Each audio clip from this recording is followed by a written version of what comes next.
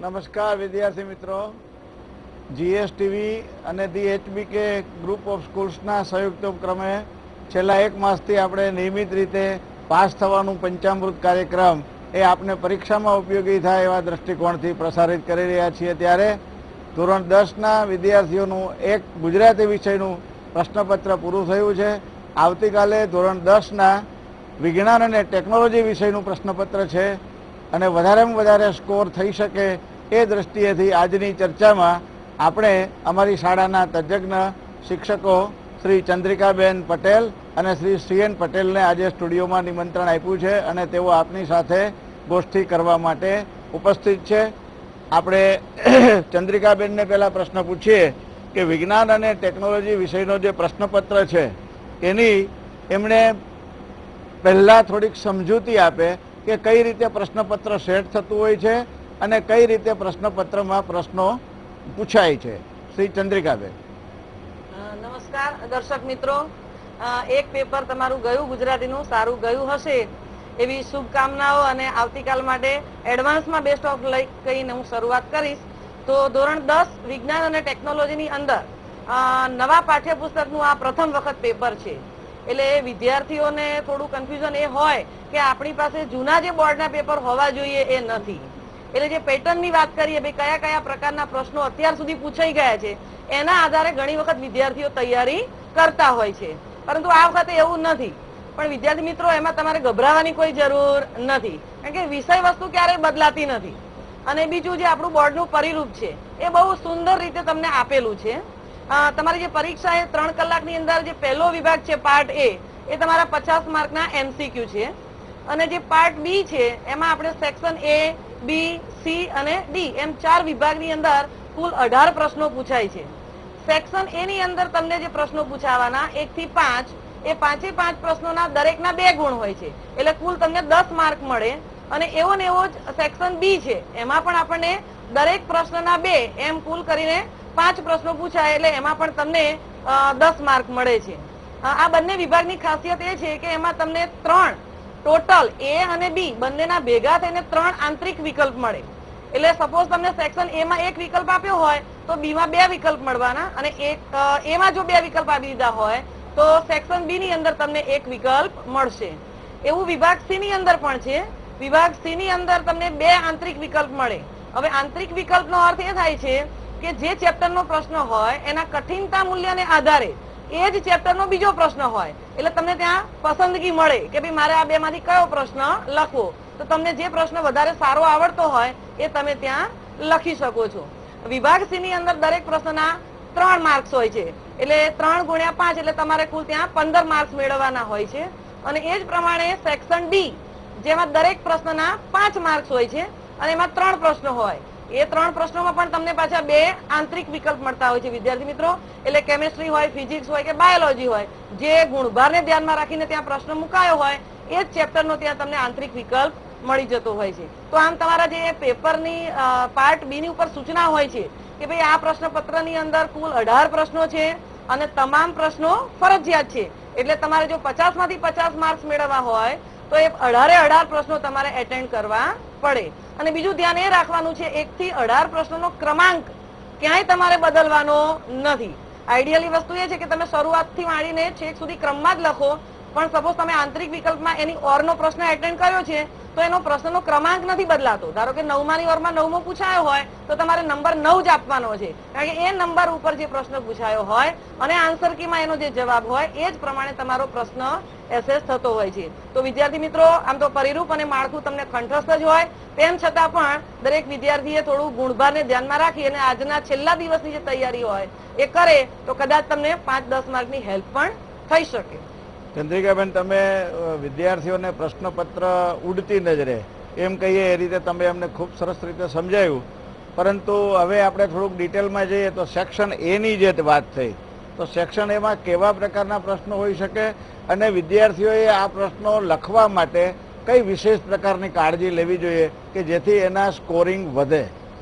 ચોક્કસ સાહેબ, 2 ગુણના જે પ્રશ્નો છે વિદ્યાર્થી મિત્રો, એમાં ખાસ કરીને આમ તો મેં તમને આગળ વાત કરી અને રિપીટેશન્સ કરું કે ભાઈ પ્રકરણ 1 ના 4 માર્કનો વેટેજ હોય બોર્ડનો, તો એ 4 માર્કને કેવી રીતે આખા પ્રશ્નપત્રમાં 1 થી 100 સ્કેટર કરવા એ એક્ઝામિનર ઉપર અવલંબે છે.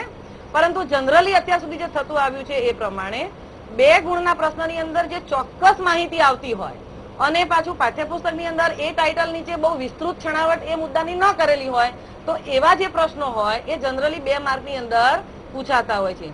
દાખલા પણ પૂછાઈ શકે તો દાખલાની અંદર પણ એવું હોય છે કે ભાઈ સૂત્ર આધારિત દાખલો તમને પૂછવાનો હોય તો તમે સૂત્ર મૂકો એની તમને 1 માર્ક મળતો હોય અને ત્યાર પછી એની ઉપર તમે જે કઈ કિંમતો મૂકી અને સાદુરૂપ આપો એનો બીજો 1 માર્ક મળતો હોય.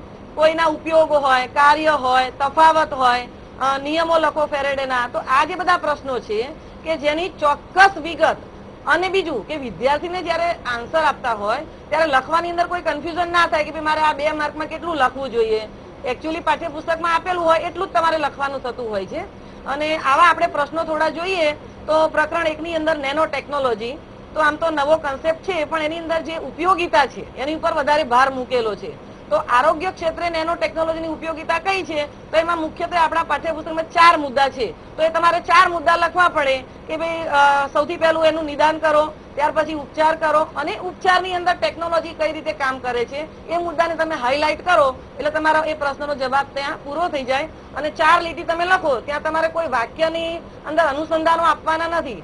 એબ્સોલ્યુટ જે કઈ તમારી કન્ટેન્ટ હોય એ જ તમારે ત્યાં રજૂઆત કરવાની. એટલે અડધો માર્ક મૂકી અને ટોટલ તમને 2 માર્ક મળી જતા હોય છે. પ્રકરણ 2 ની અંદર તમારે ખાસ કરીને જે પ્રતિબિંબ મેળવવાનું છે, અરીસાની સામે ચોક્કસ અંતરે વસ્તુ મૂકેલી હોય અને એ વસ્તુનું પ્રતિબિંબ અરીસાની કઈ બાજુએ મળે, કેવું મળે અને પ્રતિબિંબનો પ્રકાર લખો એવો એક પ્રશ્ન 2 માર્કનો પ્રકરણ 2 ની અંદરથી પૂછી શકે. તો વળી પ્રકરણ 3 ની અંદર જે પહેલું છે મુખ્ય રંગો અને એ રંગોનું સંપાતીકરણ કરવાથી કયા રંગો મળે અને પૂરક રંગોનો પણ એક પ્રશ્ન આવી શકે એમાંથી.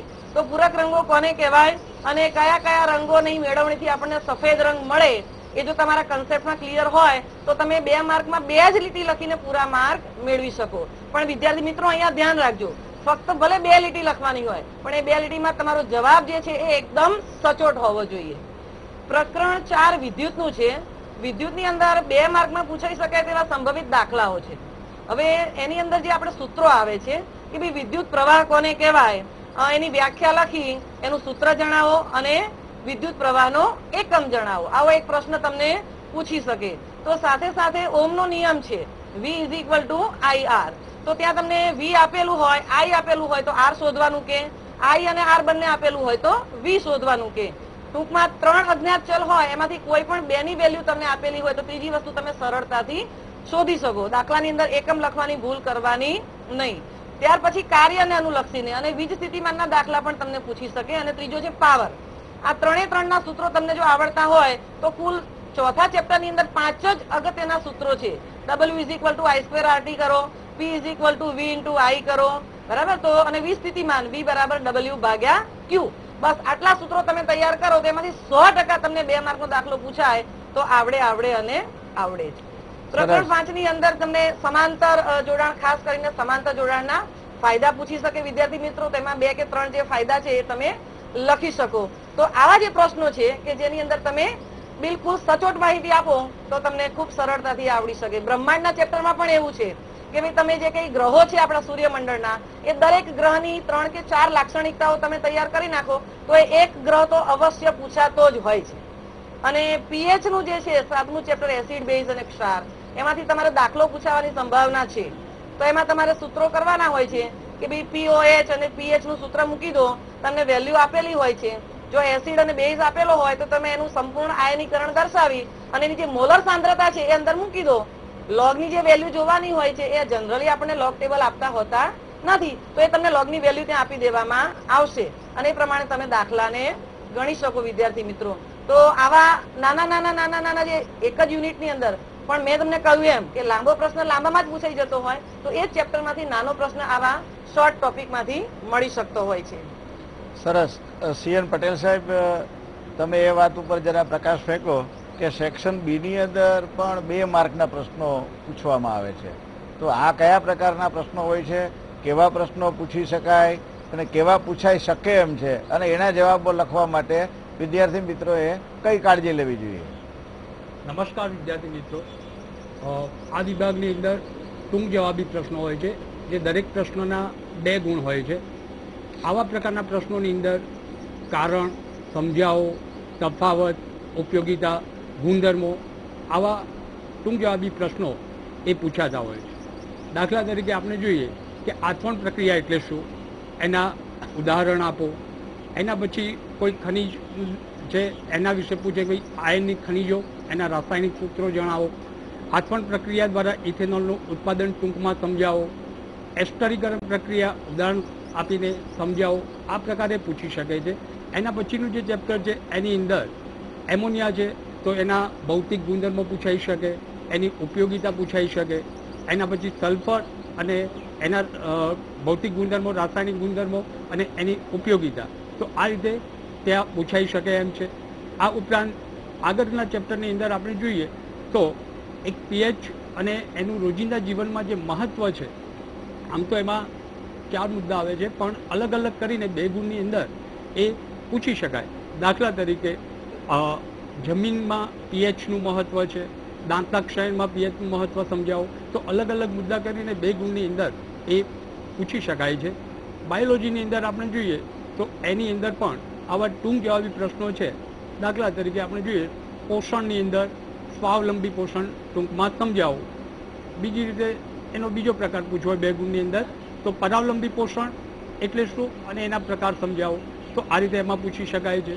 આ ઉપરાંત બાયોલોજીની અંદર અન્ય જે ચેપ્ટરો છે એમાંથી પણ ટૂંક જવાબી પ્રશ્નો એ પૂછી શકાય એમ છે. રત્ન સદસ્ય અંગો છે, કાર્ય સદસ્ય અંગો છે, તો એની વ્યાખ્યા આપવી પડે, પછી એના ઉદાહરણ આપવા પડે. એટલે આ રીતે એમાં એ પ્રશ્નો પૂછાઈ શકે એવી શક્યતાઓ હોય છે. આ ઉપરાંત વનસ્પતિ માટે જરૂરી અંતઃસ્ત્રાવો છે, વનસ્પતિમાં ઉત્સર્જન ક્રિયા છે, અંતઃસ્ત્રાવોના જે લક્ષણો છે, ગુણધર્મો છે, જળ વ્યવસ્થાપનના મુદ્દાઓ છે, ઓઝોન સ્તર અને એની જાળવણી છે, ઘરેલું જે કચરો છે એનું વ્યવસ્થાપન કેવી રીતે કરી શકાય. એમાં 8 મુદ્દાઓ હોય છે. બુકમાં પણ જો 2 ગુણની અંદર પૂછાય આવા સવાલો તો એની અંદર 4 મુદ્દા તમારે લખવા જરૂરી છે, કારણ કે દરેક મુદ્દાનો અડધો ગુણ હોય છે. એટલે આ બધી કાળજી જો લેવામાં આવે તો આપણે વધુ સારો સ્કોર કરી શકીએ છીએ. તફાવતની અંદર 2 ગુણમાં તફાવત પૂછે છે તમને, તો ત્યાં તમારે 2 મુદ્દા સ્પષ્ટ કરવા જોઈએ અને 2 મુદ્દા તમે લખો છો ત્યારે ત્યાં તમને 2 ગુણ પૂરેપૂરા મળતા હોય છે. તો આ રીતે વિદ્યાર્થી મિત્રો આવા કેટલાક જે અગત્યના સવાલો હોય એને આપણે રિફર કરી લેવા જોઈએ. હવે તમને ખ્યાલ આવી ગયો છે. 2 માર્કના કેટલા પ્રશ્નો અને કેવા કેવા પ્રકારના પ્રશ્નો પૂછી શકાય અને કઈ રીતે તમે સરળતાથી જવાબ આપી શકો એ વિગત આપણે જાણ્યા પછી હવે આપણે 3 માર્કના સવાલ એ કયા વિભાગમાં પૂછાય છે અને કેવા કેવા પ્રકારના પ્રશ્નો તમારે આજે છેલ્લી ઘડીએ યાદ કરી અને મોઢે કરી લેવા જોઈએ એના વિશેની વાત એ ચંદ્રિકાબેન આપણને કરશે. ચોક્કસ સાહેબ. પાર્ટ બી ની અંદર સેક્શન સી એટલે આપણા 3 માર્કના પ્રશ્નો વિદ્યાર્થી મિત્રો. હવે 3 માર્કના પ્રશ્નો એટલે તમારે જે શરૂઆત કરવી હોય તો આપણા પાઠ્યપુસ્તકની અંદર સૌથી પહેલો અગત્યનો જે પ્રશ્ન છે એ ઇલેક્ટ્રોપ્લેટિંગ નો આવે. ઇલેક્ટ્રોપ્લેટિંગ એટલે શું અને લોખંડની ચમચી ઉપર તાંબાનો ડોળ ચડાવવો હોય તો કેવી રીતે આ પ્રક્રિયાનો ઉપયોગ કરી અને આપણે ચડાવી શકીએ એ એક પ્રશ્ન અત્યાર સુધીની બોર્ડની પરીક્ષાની અંદર પૂછાતો આવેલો પ્રશ્ન છે. પછી બીજો એક પ્રશ્ન છે ઇલેક્ટ્રોલાઇસિસ. લાઇસિસ એટલે બ્રેકડાઉન. તો ઇલેક્ટ્રોલાઇસિસ એટલે શું એની વ્યાખ્યા આપો અને ફેરેડેના 2 નિયમ લખો. જો 2 માર્કમાં ફેરેડે જતો રહ્યો હોય તો ના પૂછાય, પણ જો ઇલેક્ટ્રોલાઇસિસની વ્યાખ્યા અંદર એન્ટર કરી દે તો એ પ્રશ્ન પાછો 3 માર્કનો થઈ જતો હોય છે. સાથે સાથે શ્રેણી અને સમાંતર જોડાણની જે વાત છે એમાં શ્રેણી જોડાણ માટેના પરિપથની આકૃતિ દોરી અને આપેલા પરિપથનો સમતુલ્ય અવરોધ મેળવવા માટેનું સૂત્ર તારવું. તમે જાણો છો એમ કે શ્રેણી જોડાણ માટે પરિપથનો સમતુલ્ય અવરોધ R = R1 + R2 + R3. એ જ રીતે સમાંતર જોડાણ જે છે એનો પણ તમે પરિપથ દોરો અને એના સમતુલ્ય અવરોધ માટેનું સૂત્ર તારવો. આ 2 માંથી એક પ્રશ્ન 3 માર્ક માટે વધારે સંભવિત છે, પૂછી શકાય તેવો. એમાં તમારે ખાલી યાદ એટલું જ રાખવાનું છે કે કઈ જગ્યાએ પ્રવાહ અચળ રહે અને વોલ્ટેજ વહેંચાય અને કઈ જગ્યાએ વોલ્ટેજ વહેંચાય અને પ્રવાહ અચળ રહે. ફક્ત આટલું તમે યાદ રાખો અને ઓમનો નિયમ લાગુ પાડી દો તો તમે સરળતાથી 3 માર્ક ત્યાં મેળવી શકો તેમ છો. ત્યાર પછી જે પ્રકાશીય ઘટનાઓ છે વિદ્યાર્થી મિત્રો, એ આ વખતે નવો કન્સેપ્ટ છે. એમાં જે વાતાવરણીય વક્રીભવન છે અને એને અનુસંધાનમાં જે ઘટનાઓ આપેલી છે કે ભાઈ તારાનું ટમટમવું છે કે તારો એના આભાસી સ્થાને દેખાય છે કે સૂર્યોદય અને સૂર્યાસ્ત વહેલો મોડો દેખાય છે, આ બધી ઘટનાઓ આમ રોજ આપણે જોતા હોઈએ છીએ, પણ એમાં કઈ વૈજ્ઞાનિક ઘટના જવાબદાર છે એ તમારે ખાસ તૈયાર કરી નાખવાની. અને 3 માર્કની અંદર જે પૂછાય એ મેઘધનુષ્ય છે. તો ભાઈ મેઘધનુષ્ય કેવી રીતે રચાય, કઈ ઋતુમાં રચાય, એમાં પ્રકાશનું જે કઈ વિભાજન છે, વક્રીભવન છે, અને ફરી પાછું વક્રીભવન કેવી રીતે થાય, અને આકાશની અંદર જાની વાલી પીનારાનો પટ્ટો કેવી રીતે રચાય છે એ તમારે 3 માર્કની અંદર પૂછી શકે. ત્યાર પછી ઇલેક્ટ્રિક મોટર અને જનરેટર અત્યાર સુધી પૂછાતું આવ્યું છે, પણ આ વખતે એક નવો પ્રશ્ન અંદર આવ્યો છે, ઇલેક્ટ્રિક બેલ. ઇલેક્ટ્રોમેગ્નેટના સિદ્ધાંત ઉપર કામ કરતું આ સાધન બિલકુલ સિમ્પલ, બરાબર. તો તમારે પેલો સિદ્ધાંત લખવો પડે, ત્યાર પછી એની રચના સમજાવવી પડે, ત્યાર પછી એની ઉપયોગિતા. તો મોટર, જનરેટર અને ઇલેક્ટ્રિક બેલ આ 3 કયા સિદ્ધાંત ઉપર કામ કરે છે, અને પછી એની આકૃતિ અને એની કાર્યપદ્ધતિ અને એની ઉપયોગિતા, આ 3 માર્ક માટે અગત્યનો પ્રશ્ન છે. ત્યાર પછી આપણે બ્રહ્માંડની વાત કરીએ તો બ્રહ્માંડની અંદર શું પૂછાઈ શકે, તો કૃત્રિમ ઉપગ્રહોની જે ઉપયોગિતા છે. આમ તો એના ઉપયોગો ઘણા બધા હોઈ શકે વિદ્યાર્થી મિત્રો, પણ એના 6 ઉપયોગો તમને પૂછે કે ભાઈ કોઈ પણ 6 ઉપયોગો લખો તો એના તમને 3 માર્ક મળતા હોય છે. એટલે આવું જે સ્કેટર્ડ કરી અને એને 3 માર્કની અંદર સરળતાથી વિભાજિત કરી શકાય એવો પ્રશ્ન તમને ત્યાં પૂછાતો હોય છે. ત્યાર પછી આપણે વાત કરીએ તો પીએચ નું ચેપ્ટર ખૂબ લાંબુ છે અને વિદ્યાર્થીઓને ખૂબ કન્ફ્યુઝન હોય કે આમાંથી શું પૂછાશે. તો દાખલો 2 માર્કની અંદર જતો રહ્યો તો ખાસ કરીને પીએચ માપક્રમ. આ જે પીએચ માપક્રમ છે એ જનરલી 3 માર્કની અંદર પૂછી શકાય તેવો છે. એટલે એનો માપક્રમની આકૃતિ દોરી અને તમારે સમજાવવાનું હોય છે કે ભાઈ કેવી રીતે હાઇડ્રોજન આયનની સાંદ્રતા વધતી જાય તેમ તેમ પીએચ નો આંકડો નાનો થતો જાય, અને હાઇડ્રોક્સિલ આયનની સાંદ્રતા વધતી જાય તેમ તેમ તમારો પીએચ નો જે અંક છે એ 7 થી 14 ની વચ્ચે આવતો જાય. તો આટલા 2 કે 3 કન્સેપ્ટના મુદ્દા તમે લખો એટલે તમારું જે કઈ કન્ટેન્ટનું હાર્દ છે ને એ પકડાઈ જતું હોય છે. બાકીનું બધું તમે સરસ જ લખતા હોય છે, પણ મુખ્ય વસ્તુ ચૂકી જઈએ તો વિજ્ઞાનની અંદર 0 માર્ક મળે. એટલે તમે જયારે પણ આજે છેલ્લા દિવસની તૈયારી કરો ત્યારે તમે જે પ્રશ્નને જેટલા માર્ક માટે વાંચતા હોય એમાં મારે આટલા મુદ્દા અગત્યના છે એ તમે તૈયાર કરી નાખો તો બાકીનું તમે આખું વર્ષ તૈયારી કરી જ છે વિદ્યાર્થી મિત્રો, એટલે સરસ જ લખી શકાય. પણ જે 3 કી હોય જે સબ્જેક્ટના કે પ્રશ્નના આન્સરની અંદર એ તમને બરાબર ખબર હોવી જોઈએ. ત્યાર પછી આગળ વાત કરીએ તો કેમિસ્ટ્રીની અંદર ખાસ કરીને તમારે આલ્કોહોલ, પછી આલ્ડીહાઇડ, પછી કીટોન ગ્રુપ અને એસિડ ગ્રુપ, આ 4 માંથી કોઈ એક સંયોજન ચોક્કસ પૂછાય છે. આલ્કોહોલ પૂછે તો ઇથેનોલ પૂછી નાખે, આલ્ડીહાઇડ પૂછે તો મિથેનોલ પૂછાય, ત્યાર પછી એસિટોન અથવા તો પ્રોપેનોન પૂછે, નહીતર પછી એસિટિક એસિડ પૂછે. તો આ 4 જે સંયોજનો છે એની બનાવટ, એના ગુણધર્મો અને એના ઉપયોગો જો તમે તૈયાર કરી નાખો તો 100% આ 4 માંથી એક પ્રશ્ન તમને અવશ્ય મળે વિદ્યાર્થી મિત્રો. ધાતુ અને ધાતુમાંથી મોટા ભાગે મોટો પ્રશ્ન પૂછાય છે, પણ અધાતુ ચેપ્ટરની અંદર ખાસ કરીને એમોનિયાની બનાવટ અને સલ્ફરની જે બનાવટ છે એ 3 માર્કની અંદર પૂછાઈ શકે. તો તમારે અધાતુના ચેપ્ટરમાંથી આ તૈયાર કરી નાખવાનું રહે વિદ્યાર્થી મિત્રો. એવું પર્યાવરણની અંદર એક પ્રશ્ન છે 3R, પર્યાવરણ બચાવવા માટેના 3R એ સંભવિત પ્રશ્ન છે, અને એ R નું ફૂલ ફોર્મ અને એના હેઠળ આપણે કઈ કઈ પ્રવૃત્તિઓ કરી શકીએ જેથી કરીને આપણે પર્યાવરણને બચાવી શકીએ. તો આવા જે પ્રશ્નો છે એ તમને પૂછે. હૃદયની આકૃતિ દોરો નામ નિદર્શન વાળી, એ 3 માર્કની અંદર પૂછી શકે. ઉત્સર્જન તંત્રની આકૃતિ પણ પૂછી શકાય. ઉત્સર્ગ એકમની ફક્ત આકૃતિ દોરી અને એના બધા નામ દર્શાવો, એવી રીતે મનુષ્યની આંખની આકૃતિ પણ પૂછાય વિદ્યાર્થી મિત્રો. તો આવી જે આકૃતિઓ છે એ આકૃતિ દોરો, એના 1.5 કે 2 માર્ક્સ હોય અને એના નામ નિદર્શન તમે કરો તો તમને ફૂલ માર્ક્સ 3 માંથી 3 મળી જતા હોય છે. એટલે તમે જયારે આખા ચેપ્ટરને લઈને બેસો ત્યારે તમારે વહેંચી દેવાનું કે ભાઈ આટલા પ્રશ્નો 2 માં પૂછાય, આટલા 3 માં પૂછાઈ શકે, આટલા 5 માર્કની અંદર પૂછાઈ શકે. અને પછી એ લિસ્ટ બનાવી અને પછી તમારી બધા પ્રશ્નો ફરીથી આજે લાસ્ટ ટાઈમ ઉપર જો રિફર કરી જાઓ અને મેં કહ્યું એમ એના કી પોઈન્ટ લખતા જાઓ, જેથી કરીને પરીક્ષા અંદર ત્યારે લખો ને ત્યારે પણ એ વસ્તુ તમને યાદ આવી જતી હોય છે. તો આ બધી વસ્તુને ધ્યાનમાં રાખી અને દરેક ચેપ્ટરને એટેન્ડ કરો, કોઈ ઓપ્શન છોડશો નહીં. સરસ. જુઓ મિત્રો, 2 માર્કના પ્રશ્નો કઈ રીતે પૂછાય એની વિગતવાર ચર્ચાઓ બધી થઈ ગઈ. ચંદ્રિકાબેને તમને વિશેષ પણ વાત કરી દીધી. એમણે બહુ સડસરાટ તમને અગત્યના પ્રશ્નો જે છે એની વાત કરી. એ કેમ વાત કરી કે ચંદ્રિકાબેન પટેલ એ આપણા ધોરણ 10નું જે તમારું વિજ્ઞાન અને ટેકનોલોજીનું પાઠ્યપુસ્તક છે એ પાઠ્યપુસ્તકના લેખક અને પરામર્શક પણ છે. એટલે તલસ્પર્શી અભ્યાસ પછી તમને આ ઘણું બધું મોસ્ટ વેરી ઇમ્પોર્ટન્ટ મેટર તમને આજે આપ્યું છે. હવે વિદ્યાર્થી મિત્રો, પ્રશ્નપત્રનો જે ડી વિભાગ છે, સેક્શન ડી, એની અંદર 5 ગુણના એક એવા પ્રશ્નો પૂછાય છે. તો હું CN પટેલ સાહેબને કહીશ કે 5 ગુણના કેવા ઇમ્પોર્ટન્ટ પ્રશ્નો એ વિદ્યાર્થીઓએ અત્યારે આજે હવે તૈયાર કરવા જોઈએ અને એ પ્રશ્નો કયા હોઈ શકે, કયા ચેપ્ટરમાંથી એમને લેવા જોઈએ, એ વિશેની વિશેષ વિગતો તમને પૂરી પાડશે. 5 ગુણનો આ જે વિભાગ છે એમાં 3 પ્રશ્નો પૂછાય છે. 15 ગુણ એના કુલ છે. ખૂબ અગત્યનો આ વિભાગ છે. આ વિભાગની અંદર જુદા જુદા પ્રકારના જે પ્રશ્નો છે એને આવરી લેવામાં આવતા હોય છે. દાખલા તરીકે સૂત્રો તારવો એ પ્રકારના પ્રશ્નો પણ પૂછી શકાય. પછી સંકેન્દ્રણ, શુદ્ધિકરણ અને નિષ્કર્ષણ માટેની જે પદ્ધતિઓ છે એને આધારે પણ વિસ્તૃત પ્રશ્ન પૂછી શકાય છે. અને બાયોલોજીની અંદર આપણે જોઈએ તો ત્યાં જે માનવ શરીર અને એના જે તંત્રો છે એના વિશેનો પણ વિસ્તૃત પ્રશ્ન એ પૂછી શકાતા હોય છે.